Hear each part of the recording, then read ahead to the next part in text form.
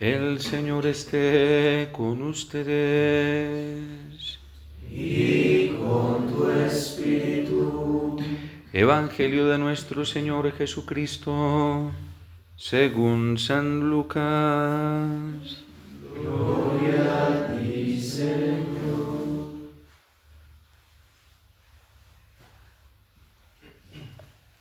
En aquel tiempo caminaba con Jesús una gran muchedumbre, y él, volviéndose a sus discípulos, le dijo: Si alguno quiere seguirme y no me prefiere más que a su padre y más que a su madre, más que a su esposa y a sus hijos, más que a sus hermanos y a sus hermanas, más aún, más que a sí mismo, no puede ser discípulo mío. Y el que no carga con su cruz y me sigue, no puede ser mi discípulo. Porque, ¿quién de ustedes, si quiere construir una torre, no se pone primero a calcular el costo para ver si tiene con qué terminarla? No sea que después de haber echado los cimientos, no pueda acabarla y todos los que se enteren comiencen a burlarse de él, diciendo: Este hombre comenzó a construir y no pudo terminar. O qué rey va a combatir a otro rey, no se pone primero a considerar si será capaz de salir a vencerlo con 10,000 soldados contra el que viene con 20,000. Porque si no, cuando el otro esté aún lejos, terminará enviándole una embajada para proponerle condiciones de paz. Así pues, cualquiera de ustedes que no renuncie a todos los bienes no puede ser discípulo mío. Palabra del Señor. Gloria a ti, Señor Jesús.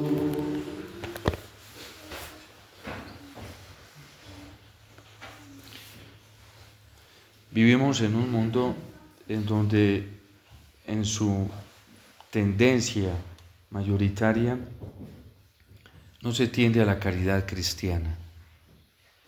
Y en donde la caridad cristiana pues resulta muy poco aceptable para los criterios de este mundo. Porque la caridad cristiana no se reviste con las apariencias de los criterios que tiene este mundo. De hecho, el Evangelio nos da mucha claridad sobre esto. La caridad cristiana se reviste con escasez, con lo poco, con lo que no cuenta, con lo que para el mundo es inútil e inservicial, con lo que no trae efectos y no trae suficientes ganancias. La diferencia que nos propone hoy en el Evangelio de quien se va a pelear con 10,000 contra otro rey que tiene 20,000 es una diferencia abismal. Es la mitad en diferencia.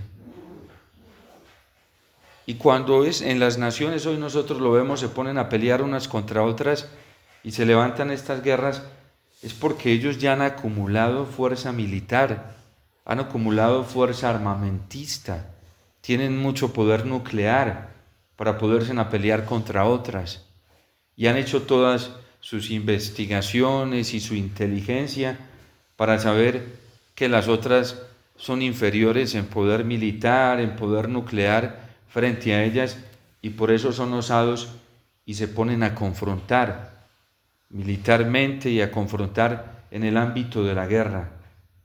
Pero el que tiene poco no se va a poner a alborotar al que tiene mucho, porque casi que cuantitativamente y estadísticamente sabe que bajo los criterios de este mundo va a perder.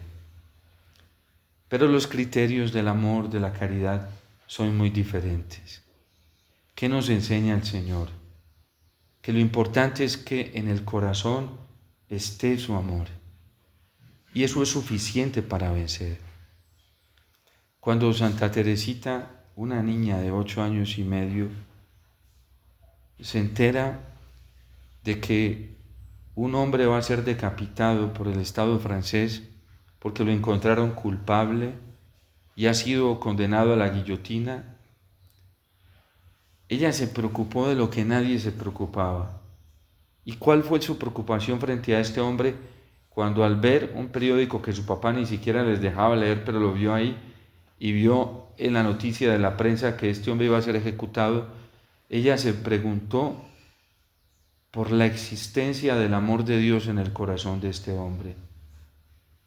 Y de una pudo intuir que él no se había arrepentido, que a él no le dolía haber ofendido al Señor, que a él no le afectaba haber lastimado al Señor y que por lo tanto no le afectaba su destino en la vida eterna. Y eso fue lo que a ella le preocupó, el destino eterno de este hombre, que no se fuera a condenar. Fíjense que la caridad se fija en cosas que el mundo no se fija.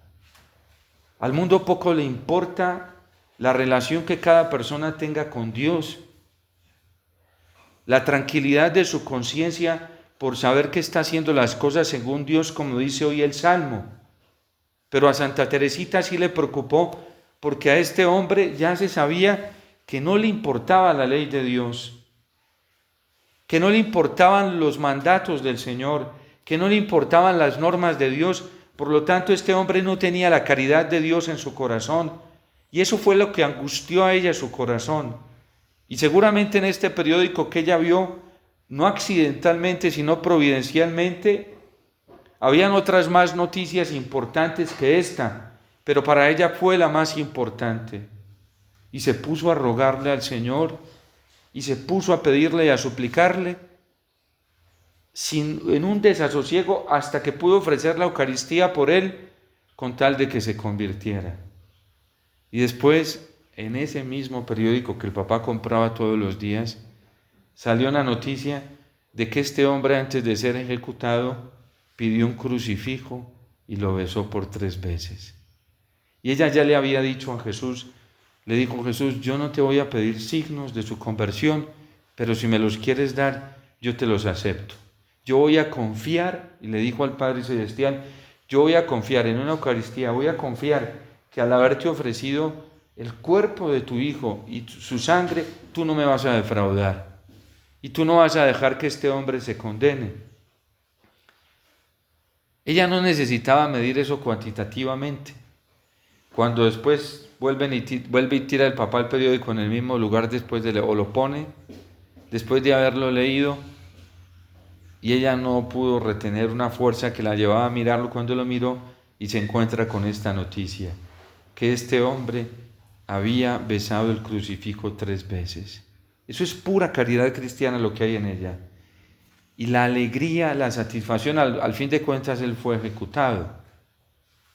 A ella no le interesaba la vida terrenal de este hombre, le interesaba la vida eterna. Y se fue ejecutado y se convirtió, pero lo importante es que se va a salvar por esto, su vida eterna. Y esa es la caridad de la que está hablando San Pablo hoy, la que le está hablando a los romanos. Porque a nosotros nos tiene que mover de cada persona su vida eterna. ¿Por qué nos duele la situación que vive nuestro país y lo que está haciendo nuestro mandatario? Por su destino eterno. Porque él tendrá que darle cuentas a Dios de lo que está haciendo. Y va a tener un juicio muy severo.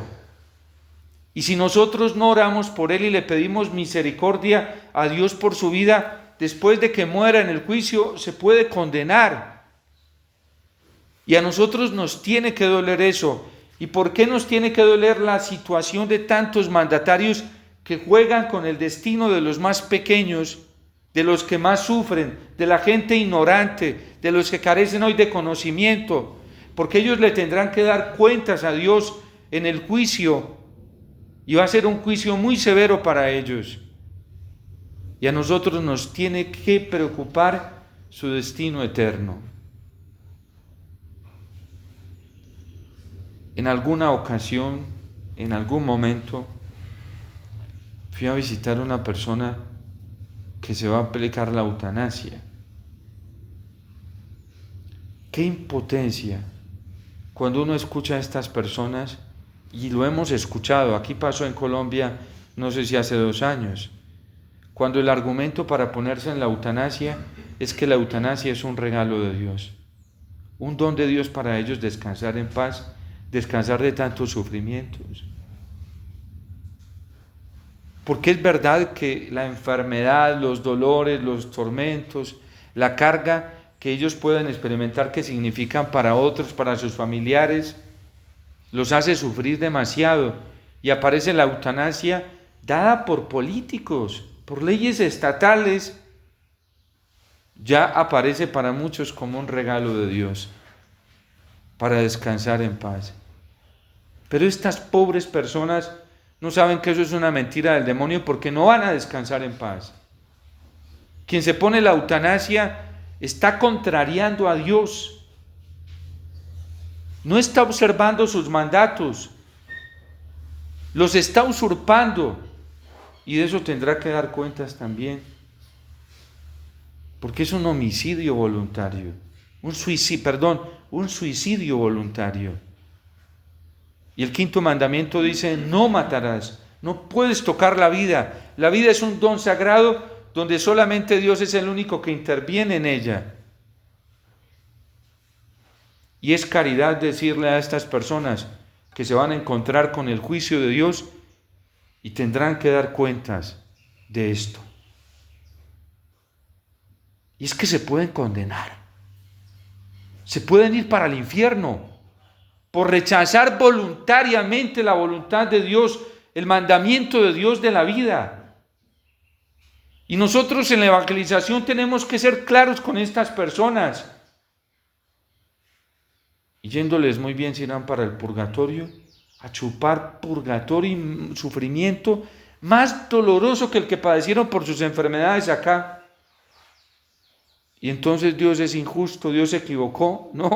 No fue Dios el que se equivocó, porque si estas personas hubieran caminado por la ley del Señor, hubieran encontrado la paz, encuentran la paz. Qué hermosa es la enfermedad cuando se asume como una oportunidad, como un don de Dios para cambiar. Qué bella es la enfermedad cuando nos sirve para recapacitar en nuestros entornos familiares. ¿Cuántas personas se enferman en una familia y a través de una enfermedad es que comienzan a descubrir el valor de su esposo, de su esposa, de sus hijos? ¿Cuántos hombres que cayeron graves en una enfermedad nunca se habían dado cuenta el regalo tan grande que tenían en una esposa que está ahí atenta para cuidarlos, para ayudarlos en los momentos más difíciles? ¿Cuántas esposas también no caen enfermas y se pueden dar cuenta del verdadero valor tan grande que tienen en su esposo, que se preocupa por su salud, que está atento a su salud? Y eso es verdadero amor. Y es que la enfermedad y el sufrimiento es lo que nos va enseñando a descubrir esta caridad de la que habla hoy San Pablo. Pero ¿a dónde está llevando un amor que está predicando el anticristo y que no es de Dios? A despreciar lo que es un tesoro. Y cuando Santa Teresita pues vive esta realidad y Dios le muestra este signo de la conversión de este hombre, ella dice: ahora comprendí que mi misión en la tierra es orar por la conversión de los pobres pecadores.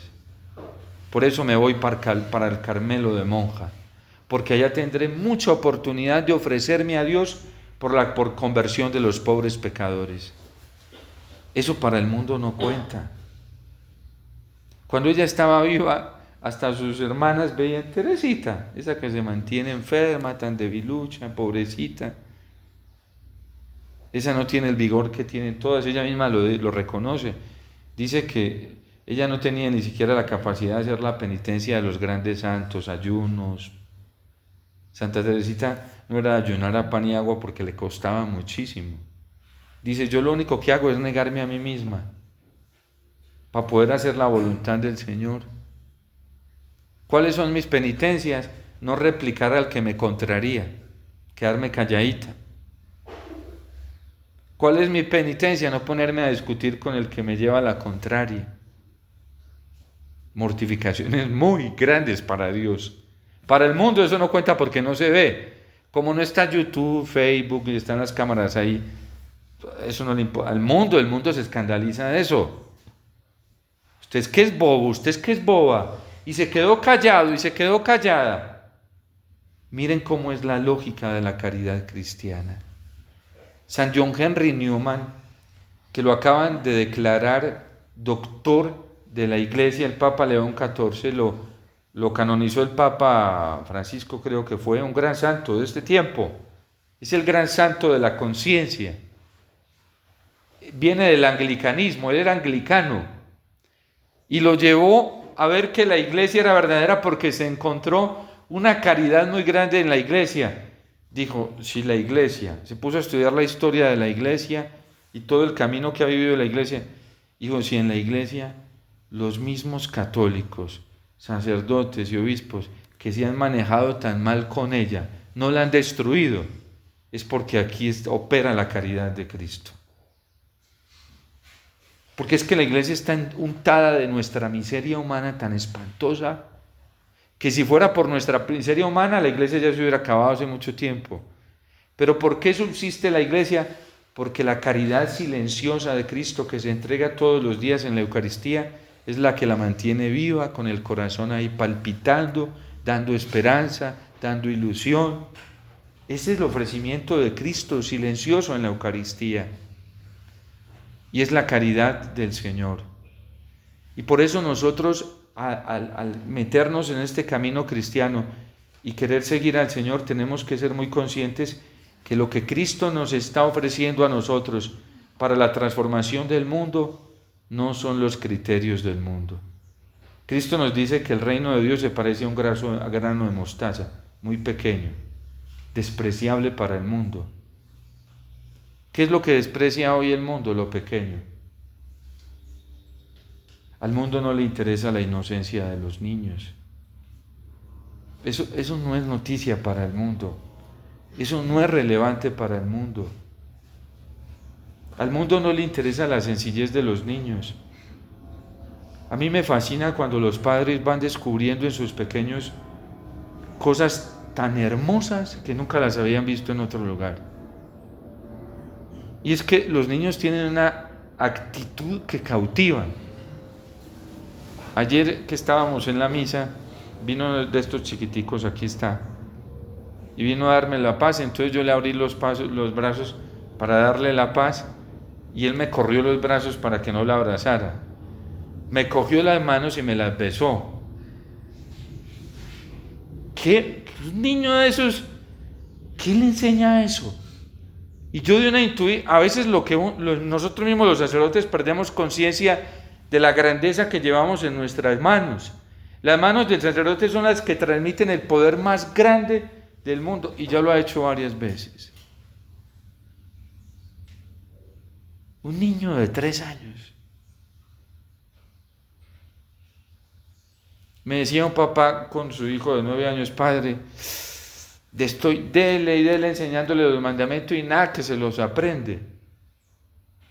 Y un niño de 3 años sabe lo más esencial, ¿sí? Que en la persona del sacerdote está Cristo, que sus manos son santas. Y él quizás ni estuvo en la ordenación, pues estuvo en mi ordenación de otra manera, cuando el obispo me echó crisma. Ustedes saben que el obispo en la ordenación le echa crisma a uno en las manos, y ¿qué le está diciendo con ese signo? Omar, y a partir de ahora esas manos son sagradas, supremamente sagradas de todo sacerdote. Y viene un niño y las coge y las besa. A mí donde más me besaron las manos fue el día de mi ordenación sacerdotal, sí, que me tocó quedarme como hasta las 8 o 9 de la noche, porque la gente, de ahí para allá muchos ni las volvieron a besar, ¿sí? O los primeros días de la ordenación sacerdotal. Un día, recién ordenado, yo estaba en Ciudad de México. Y entonces estaban en una feria del libro al frente de la basílica, y se me fue por mirar unos libros, cuando me encuentro que era el set donde estaban los libros de Conchita Cabrera, que amó mucho los sacerdotes y se ofreció por los sacerdotes. Y fue mamá de varios sacerdotes y fundadora de comunidades religiosas y sacerdotales, una mujer casada. Y entonces y ella hizo de su vida una Eucaristía, un altar. Entonces me impactó porque habíamos acabado de leernos acá el libro A mis sacerdotes de Conchita Cabrera. Cuando llegué yo y comencé a preguntar por unos libros. Y entonces hablando con las personas me dicen, ¿y cómo te llamas? Y yo soy el padre Omar de los hijos. ¡Ay! A ti te están esperando allá en la casa generalicia de Conchita. Alguien como que le había hablado allá a la secretaria de nosotros y le hizo una petición para nosotros de una reliquia. Te están esperando. ¿Cuándo vas a ir? Yo estaba por ahí todo desentendido. Te están esperando con una reliquia de primer grado de Conchita. Yo, bueno, yo así como que, yo soy muy tardo para reaccionar. Pero, bueno, dame la dirección. Llegué allá, yo ni siquiera sabía de qué se trataba. Yo por ahí estaba en otro mundo. Llegué allá, cuando llegué allá, me estaba esperando la secretaria, una mujer muy especial. Y me dice, padre, ve, aquí hicieron una petición de una reliquia para ustedes. Yo ya tengo la documentación, incluso en ese momento llegó el superior general, me lo presentó. Y me dijo, mientras yo le hago toda la documentación, lo voy a llevar a un lugar muy especial. Entonces salimos por una puerta, pasamos una calle, me llevó en la capilla y me dijo, ahí en esa capilla están los restos de Conchita Cabrera. Entonces, vaya ahora, mientras yo le hago toda la documentación, y luego viene y se pasa a la calle. Yo ya pasé. Cuando llegué, vuelvo y digo, yo estaba elevado. Yo después fue que reaccioné a los meses. Entonces no sabía de qué trataba. Cuando llego, y había solo una persona ya sentada adelante. Entonces yo llegué, me arrodillé y vi que era un sacerdote. Entonces me miró. Y yo lo miré. Y entonces me saludó muy sonriente. Me dijo, ¿cómo estás, padrecito? ¿Tú eres sacerdote? Y le dije, sí. Y me dijo, ¿me confiesas? Y le dije, sí, padre. Yo así todo. Y entonces me dice, no, pero primero ve y saluda a Jesús y a Conchita que te están esperando. Estaba el sagrario y la tumba. Entonces yo me fui a saludarlos. Y ya vine y el padre se confesó conmigo. Cuando el padre se confesó, yo vuelvo y digo, yo todavía, no, yo andaba por allá, en otro lado elevado. ¿Sí? El padre se confiesa de rodillas. Y cuando le doy la absolución, se pone a llorar y me coge las manos a besármelas. Y a mí me dio pena, pero era porque a mí me faltaba conciencia de lo que había recibido. Y él me las agarraba fuerte, así como el niño. Me las agarraba y me decía, déjame que no son las manos de Jesucristo que me han traído el perdón. Y yo todavía no reaccionaba. Yo no reaccionaba. Yo seguía ahí como, ay no, y humildad, qué pena. Una falsa humildad, pues eso no era verdadera, ¿sí? Una falsa humildad que no me estaba dejando reconocer la grandeza de lo que yo había recibido. Y entonces el padre se para, yo le doy un abrazo y me dice, ora mucho por mí. Yo, claro que sí, yo, padre, ore también por mí. Y ya el padre se estaba despidiendo y le pregunto yo el nombre, le digo, padre, ¿cómo se llama? Y entonces me mira así a los ojos fijamente, pero una mirada así esas impresionante, me mira a los ojos como quien dice, tú no te estás dando cuenta, te risa. Y entonces me mira y me dice, me llamo Jesús. Y yo todavía no aterrizaba así, él se fue. Y yo me quedé. Cuando regresé después de ese viaje, yo dije, Dios mío, ¿qué me pasó? Yo, Omar, no he tomado conciencia de lo que he recibido. Y Jesús me está confrontando. ¿Por qué? Porque los criterios del amor son muy diferentes. Uno es muy retrasado. Jesús ha tenido que hacer una escuela conmigo porque uno vive retraído en las cosas de este mundo. Y yo ni siquiera todos los días es como un despertar. Date cuenta lo que hice contigo y lo que te confié. Te confié un don muy grande. Tú no tienes cualquier cosa en ti, no es cualquier bobada. Y no te puedes dejar llevar de los criterios del mundo que no reconocen eso. Mire, hasta nosotros los sacerdotes nos pasa eso. Y miren cómo es la caridad tan sencilla, tan humilde, tan pequeña, que es la que detecta todas esas cosas. Uno con los niños aprende tanto, porque como tienen la inocencia así tan pura, y nosotros los grandes creemos que son ellos los que tienen que aprender lo nuestro. Y no sabemos el daño tan grande que les hacemos porque los obligamos a hacer los desórdenes en los que nosotros vivimos. Por eso el Señor siempre nos invita a lo pequeño. 10.000 contra 20.000. Chiquitos contra un mundo que piensa como gigante y cree que se las sabe todas y no sabe nada. Y la sabiduría más grande está en lo pequeño. Santa Teresita del Niño Jesús aprendió eso, por ello eso fue la espiritualidad de la pequeñez. Y ella decía, ¿qué es lo que tiene lo pequeño que a Dios tanto le agrada? ¿En qué se fijó Dios para saciar el hambre de más de 5.000 hombres, sin contar mujeres y niños? ¿En qué se fijó? En 5 panes y 2 peces. Tanto que Felipe dijo, ¿y eso para tanta gente qué es? Eso no es nada. Y Jesús que les dijo, no es nada, tráigame eso para que vea lo que yo hago. Y eso pequeñito Dios, en las manos de Él, lo convirtió y sobraron y recogieron 12 canastos, los 12 apóstoles. Y les dijo, vea, aquí yo les doy hasta para que ustedes calmen toda el hambre de la humanidad. La lógica del Señor es así. Por eso, antes de ponernos a construir, nosotros tenemos que calcular y sopesar que el criterio de Dios es muy diferente al del mundo. A nosotros los hijos del FIA nos lo recalcaba la madre, que Dios no quería 70, sino 7 santos. Y los obispos que hemos tenido siempre nos dicen, calidad, no cantidad. Calidad, no cantidad. Y uno a veces se confronta, aquí pasan muchas vocaciones. Nosotros los hijos del Fiat no hemos tenido ausencia de vocaciones, al contrario nos han abundado, pero por montones. Pero no todo se queda, porque la vida de los hijos del Fiat es una vida de mucha simpleza, de demasiada simpleza. Y eso confronta lo que nuestro ego pide y lo que nuestro ego quiere. Y no podemos adaptarnos a los criterios del mundo.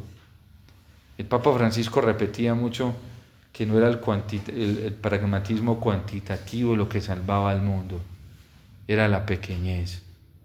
Y los santos nos han enseñado eso. Por eso la caridad de la que habla hoy San Pablo es muy linda, porque se interesa por lo fundamental. La salvación, la vida eterna del prójimo. Y la Eucaristía, que es tan sencilla, tan insignificante, tan simple para el mundo, es lo más grande para todos nosotros. Lo que puede hacer Dios a través de la Eucaristía, lo que hace sin que nosotros nos demos cuenta. Y decía que San John Henry Newman, me quedé hablando de él, del doctor de la Iglesia, sin decir lo que decía, él decía que este mundo de hoy se orienta por 2 idolatrías, la notoriedad y las riquezas. ¿Cuánto vale una persona por lo que produzca? ¿Cuánto vale una persona por la notoriedad? Hasta en la iglesia hoy se tienen esos criterios. A uno le dicen, siempre le preguntan, ¿y cuántas vocaciones tienen? Y no le preguntan a uno, ¿y esos muchachos que están allá sí se están entregando con alegría, con generosidad? Eso no es lo que le preguntan a uno. A uno no le preguntan si esos muchachos oran o no oran. A uno le preguntan, ¿y cuántos tienen? ¿Y cuántas casas tienen? Ese es el lenguaje que se maneja dentro de nosotros los religiosos y los sacerdotes, como si eso fuera lo importante.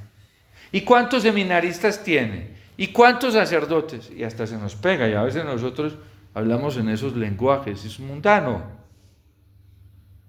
En vez de, ¿y cuánto amamos al Señor? ¿Cuán fieles somos? ¿Cuánto nos estamos entregando al Señor? Eso es lo importante para el cielo. Le pedimos a la Virgen. Ella que vivió esto y lo vivió muy bien, porque ella no se angustiaba porque no se fijaran en ella, no vivió para la notoriedad, ni para el tener del mundo. San José tampoco. Ellos vivían felices en su casita, con la riqueza más grande, que no contaba para el mundo, que es Jesús. Y esa es la riqueza más grande para nosotros, Jesús en la Eucaristía. Que la Virgen interceda por nosotros, San José, para que nosotros descubramos que la riqueza más grande está en lo pequeño y es Jesús en la Eucaristía, Jesús en su palabra. Dios te salve María, llena eres de gracia, el Señor es contigo, bendita tú eres entre todas las mujeres y bendito es el fruto de tu vientre, Jesús. Santa María,